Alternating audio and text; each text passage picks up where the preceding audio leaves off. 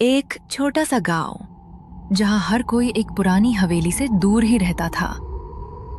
लोग कहते थे उस हवेली में कोई है, कोई जो कभी गया ही नहीं। अमन, उसकी माँ और पापा शहर से गांव में शिफ्ट हो रहे थे।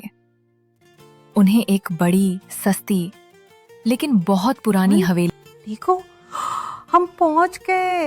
ये है हमारा नया घर। थोड़ा पुराना है लेकिन बड़ा और सस्ता है। ये घर थोड़ा डरावना रात लगता होते है। ही हवेली का माहौल बदलने लगा। खिड़कियां अपने आप हिल रही थीं, दरवाजा अपने आप चरमराने लगा और अमन डर गया। माँ, ये खटपट की आवाज कहाँ से आ रही है?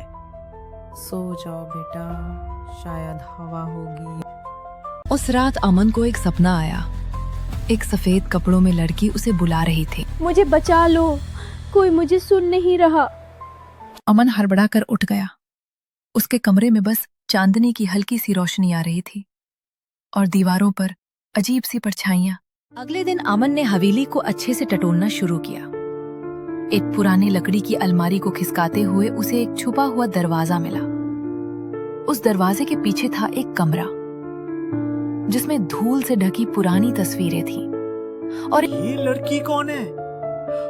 ये तो वही है जो मेरे सपने में आई थी। तभी एक ठंडी हवा चली और वो लड़की सामने आ गई, लेकिन अब एक आत्मा के रूप में। मेरा नाम रूही था।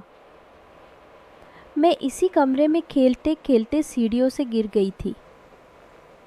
माँ पापा चले गए और मैं यहीं रह गई। अब मुझे बस किसी से अपना सच कहना था।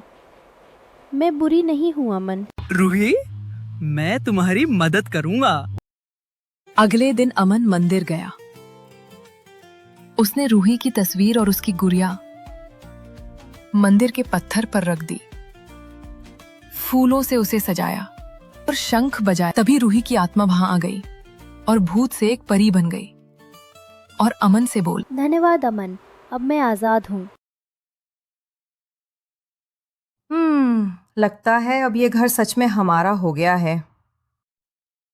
कभी कभी जो चीजें हमें डराती हैं, उनके पीछे छुपा होता है बस एक अधूरा सच।